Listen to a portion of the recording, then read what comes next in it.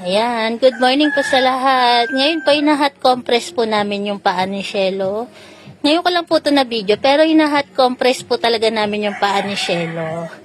Ayan po, para po sa lahat po na nagsasuggest. Ito po, pinapakita ko po ngayon na hot compress po namin siya. Katamtaman lang po talaga yung init niya. Ayan. Kanina po, tapos na yung kabilang paa niya. Ngayon naman yung isang paa niya. Tapos meron po siyang bagong mga laruan, mga toys, ayan, stop toys. Galing po yan kay Ma'am Nicole, kanina lang po namin natanggap.